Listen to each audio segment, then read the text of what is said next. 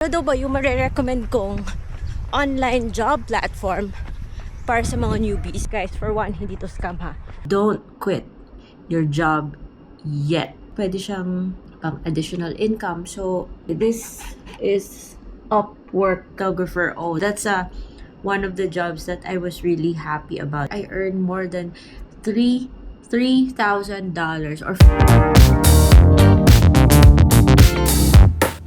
Hi Kuya Jay, what's the plan for today? Other vlog. Yes guys, so ako naman mag-easy run a recovery from yesterday's hard effort. Sige, sabay na tayong lumabas. May ngaga! Bye-bye! So, very slow run, recovery pace. Ano daw ba yung marirecommend kong online job platform para sa mga newbies? Guys, for one, hindi to scam ha. Totoo to, based on experience. Dahil dito po talaga ako nagsimula. Because I'm not gonna talk about any platforms here na wala akong experience. Today's fit check. Fit check talaga. Ganito lang. Hindi ko kailangan mag-singlet. I'm just wearing my very, very old na running shoes. Pero pinili ko pa itong BGC dun sa A6 mismo. Napasign up tuloy ako sa kanilang membership para 10% off daw. Perk.com na siya. And it's not a scam ha. Okay, so kape muna tayo guys before I answer your question. And I'm so sorry hindi ko natapos sa Bacolod yung vlog ko about yung website na para sa mga newbies na gustong mag-work online. I'm so sorry guys, napagod ako. So dito na ako sa Iloilo tatapusin. Guys, reminder, never or don't quit your job yet. So might as well na ngayon while meron kayong 95 or meron kayong stable na income, check out nyo na yung website na to. Because hindi po automatic nakikita ka sa website nito. It's a lot of trial and error. Kailangan mo mag-bid for jobs. And sometimes, kung super zero experience ka talaga, you'll have to start from the bottom.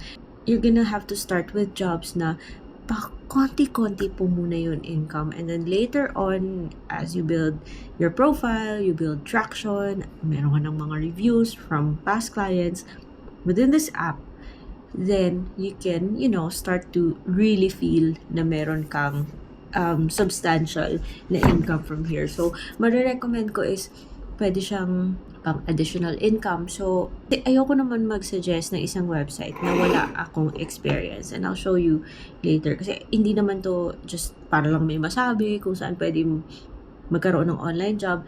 Ito talaga, from my experience talaga, dito talaga ako nagsimula. This is Upwork. Yung Upwork.com. Ito siya guys, oh.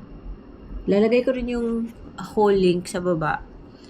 And dati po siyang si Odesk. As far as I could remember, nung nag-create ako ng account, of course, kailangan mo rin niyang i-verify. So, nag-submit ako ng valid ID, nag-submit ako ng PayPal, because yung pagbabayad or pagpapadala ng is PayPal. Don't worry guys, it's gonna be a lot easier now than it was years ago. And from PayPal, you can also send it to GCash. Dati kasi bank account, so there's a lot of waiting time.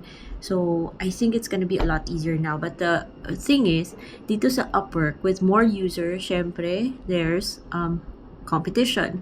That's why don't quit your job yet. Kasi pag nag-a-apply ka sa mga jobs dito when you're a first-timer and hindi pa masyado colorful yung profile mo, there's a lot of competition. So, maghingi sila ng sample. So, use this pang extra lang muna for now. Eventually, you'll get your rhythm. Eventually, magkakaroon ka ng steady na contract. But, ewan how you're finally gonna land a good contract through this platform, I don't know. Pero what I can say is, start now. Like, check it out. Even if wala ka pang plano, just check it out. Register for an account. Hindi ko naman to i-recommend kung wala akong dating experience dito. So, here, before I found a job na outside of yung medyo pangmatagalan na contract, I did a total of 27 jobs in this platform. And, syempre, yung ano ko dito, yung profile ko dito, I said, web content expert. Ikaw naman yung maglalagay-lagay niya. I have my portfolio here, kasi diba sabi ko sa inyo, nag-graphic design ako, kung ano-anong design sa mga websites ginawa ko. So, I have a sample. Nag-t-shirt design din ako, guys. So, that's why you need to have a portfolio. You need to have a sample. And I think with Canva and Photoshop, things are a lot easier now, but it's really nice to have like your personal touch.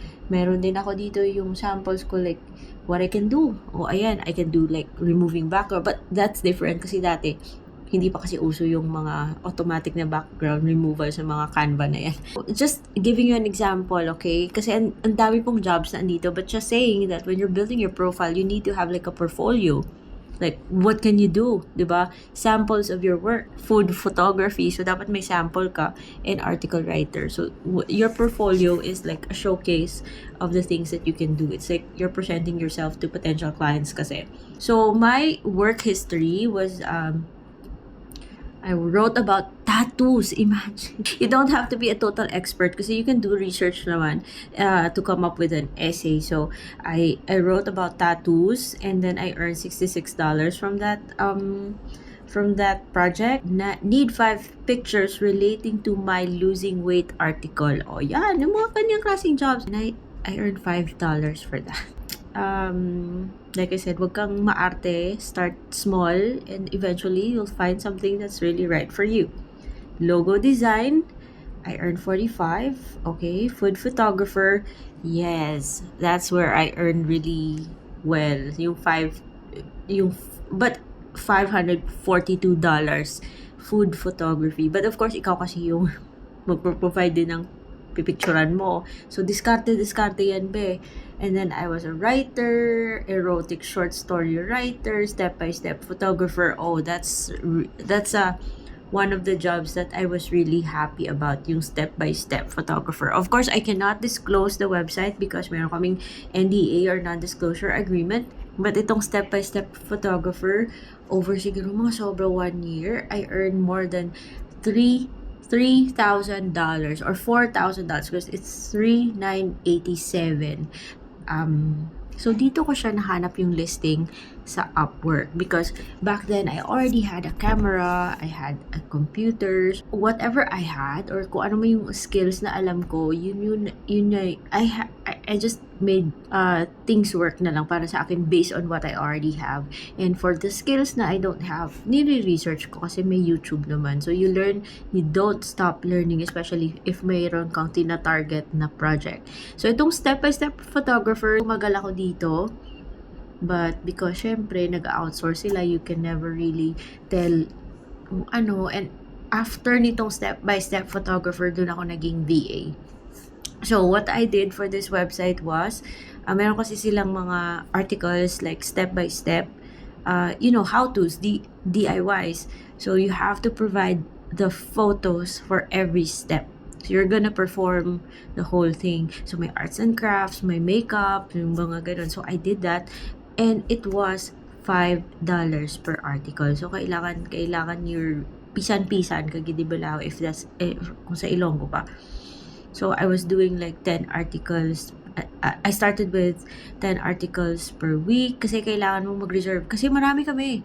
So, when they list jobs or ito yung mga articles na available for you guys to do, nagre-reserve kami. Paunahan kami ng reserve. At once na-reserve na siya, then you have a certain amount of time para i-provide na yung mga pictures. So, I was like doing for this 20,000 pesos every week for a year. At I started with like pa 8,000 per week or sometimes depende sa because I wasn't really full-time on this kasi may hinahandle din kami negosyo back then. When we lost that business, I had time para buti na lang meron akong ganito tapos double time ako and I was earning 20,000 pesos. It's only 4,000 here because eventually lumabas sila ng ganitong platform and we were directly working with them. So I actually earned more than, but this was Feb 20, yung according sa Upwork kung profile, this was February 23, 2013 to June 17, 2014. and then a little longer nung outside of Upwork na sila. So, that's it. I also had jobs like recipe writers for $20, fashion articles for 36, creative. So I really started as a writer, and then after that website pala, I also wrote for I was a ghostwriter for a number of websites. And that was more than 10 years ago. So that's why, guys, i-share ko. This website is still working, and malay nyo, I found something really good in this website. Baka kayo din, no? That's Upwork.com. In another video na natin pag-usapan yung My Outdesk. So, this is Upwork.com. Dito ako nagsimula. And then after, hindi ko nahanap yung VA job ko dito sa Upwork. But while I was doing jobs sa Upwork, I learned the skills that set me up for my VA job later. So, tumagal ako as that step-by-step photographer. So, gamit yung camera ko. I was producing so many content every week. So, dun ako siguro naging sa content creation. But that's it, guys. I hope good luck sa inyo. Check it out. Don't quit your job yet while still checking up Upwork. Wag nyong i-underestimate yung mga maliliit na jobs na you're gonna land on. Kasi it's for me, based on my experience, it's more of a trial and error. So, don't expect too much at first. Just try it out, get your feet wet, and then malay mo later on.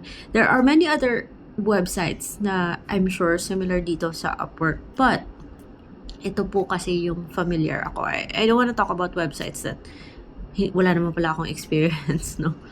So, I also have there's also another one. Let's talk about it in another video. Ayoko kasi masyadong mahaba yung